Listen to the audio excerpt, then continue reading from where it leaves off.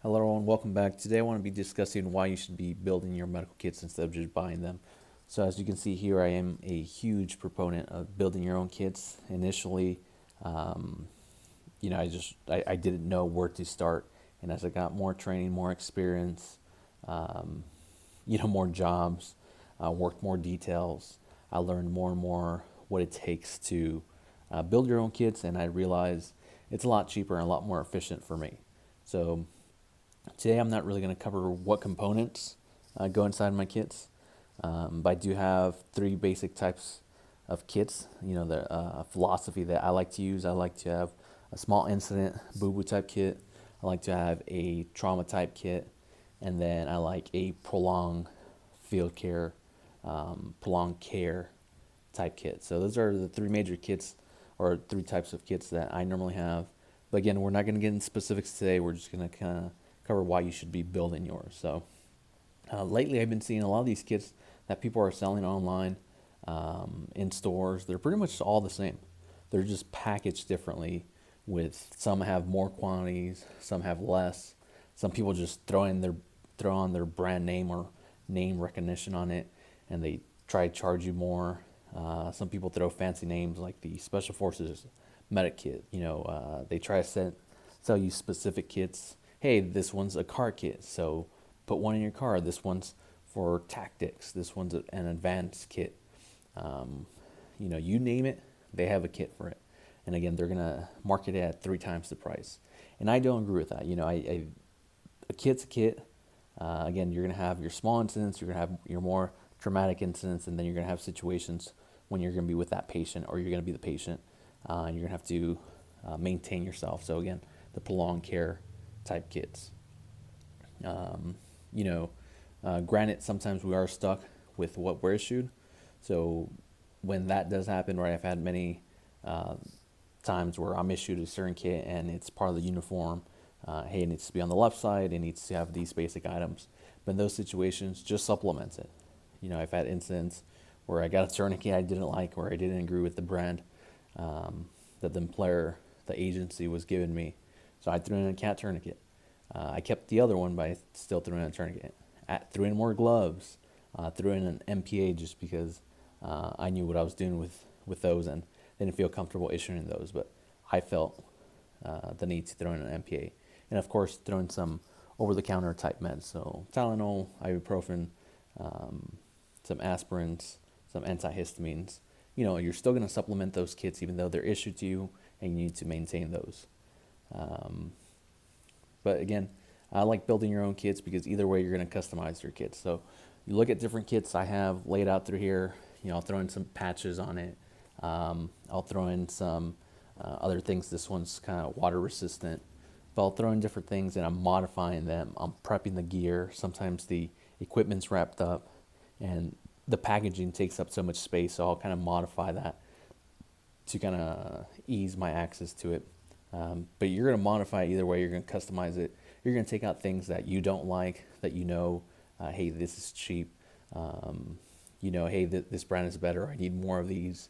And hopefully, you're leaving out the stuff that you don't know how to use because sometimes, unfortunately, you can cause more harm when you try to use those things and you don't know. Are they going to expire?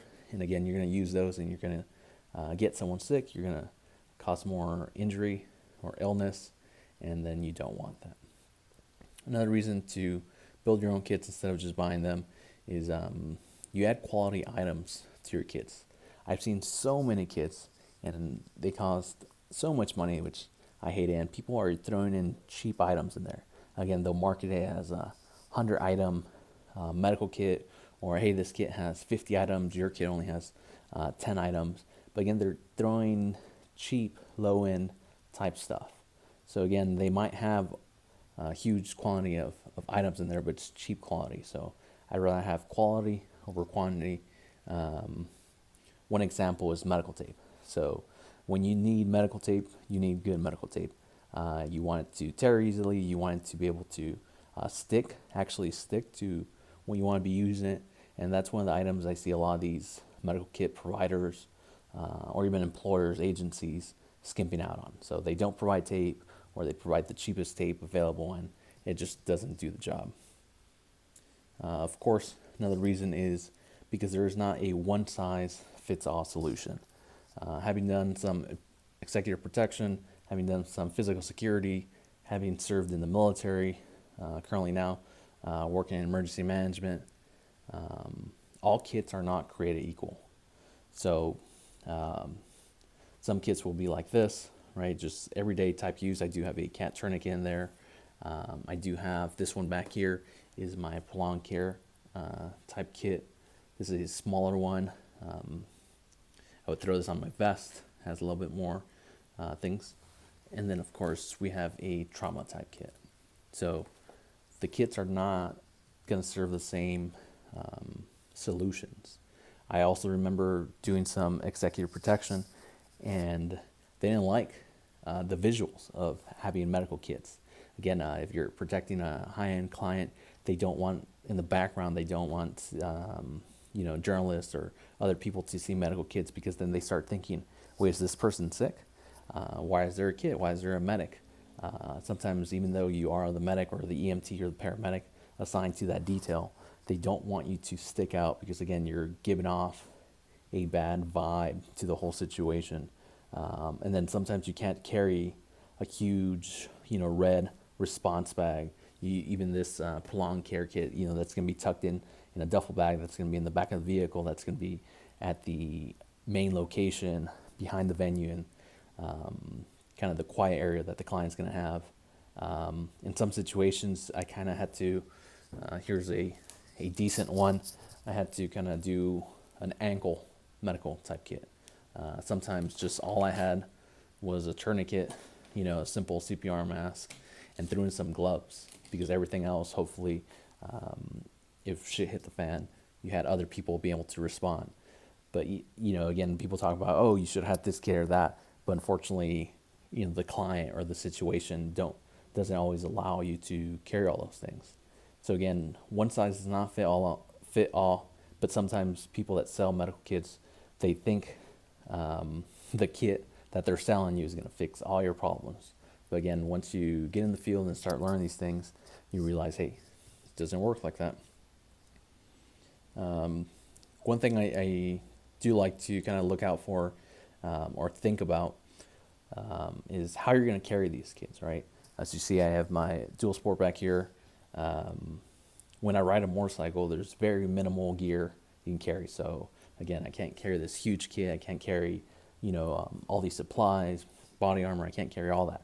So I have my backpack that I ride with, and then I have a small kit. So back here, just simple bag, stuff sack, throwing some stuff, have it on my backpack in case I go over the handlebars. I am able, hopefully, to access my kit on my, to be on my back. Again, if you're doing executive protection, you're not going to be hauling this huge backpack. In the military over in Afghanistan, again, you can't throw on this kit. I know it has Molly, but you're not going to throw it on your vest. So that's why you're looking for smaller kits. You're looking for trauma kits. This one here is more kind of for the home. But again, you can't just carry things like that. So always think about how you want to carry a kit, how much you can carry, and then your access to your gear and how fast. Again, if I'm on the motorcycle, I'm thinking more traumatic type injuries, right, instead of a headache or those type of things.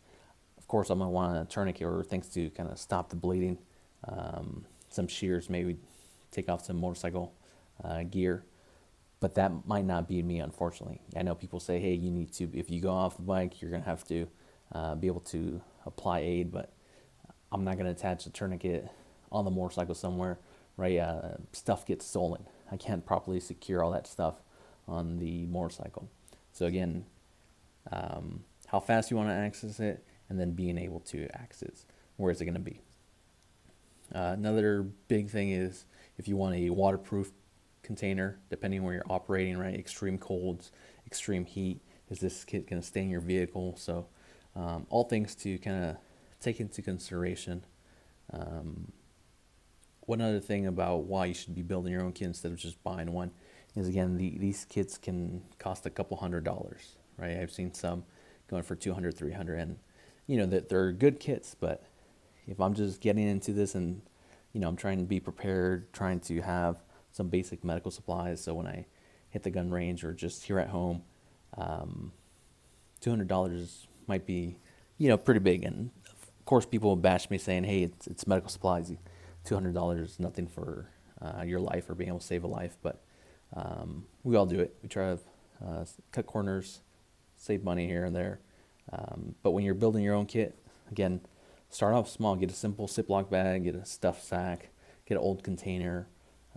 Start small. Get a tourniquet, trauma dressing, throw in some gloves, and now each paycheck, you're buying more medical gear, you're adding more stuff, and you're building this kit. So it's easier to kind of scale up on the kit instead of just this big thing, right? You're gonna wait a couple months to save up and finally make that huge purchase, when you could start it having these other supplies days earlier, weeks earlier.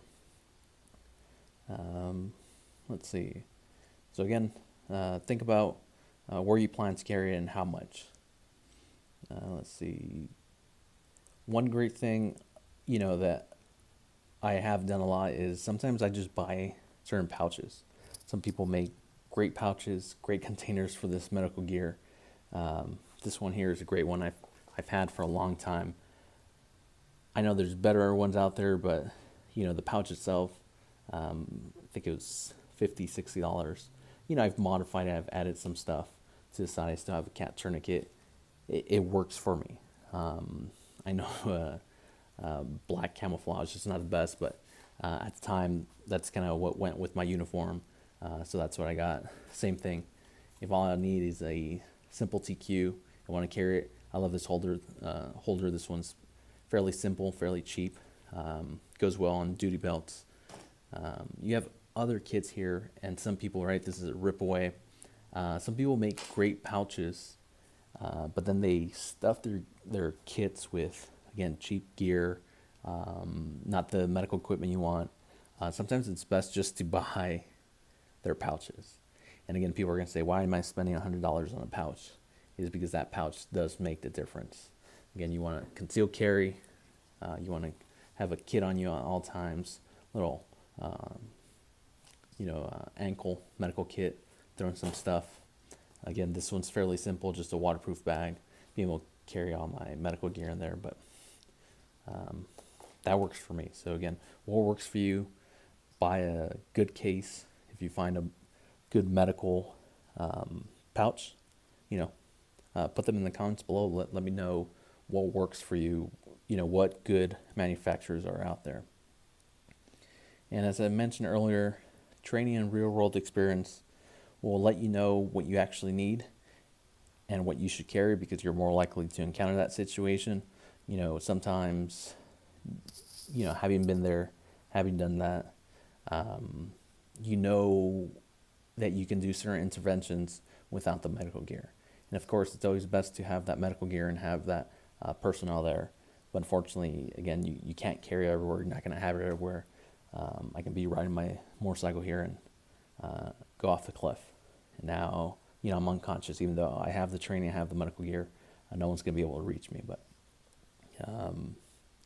all that kind of helps you reduce your kits instead of just buying one because a surgeon recommended it, because some NASA space cowboy doctor recommended it.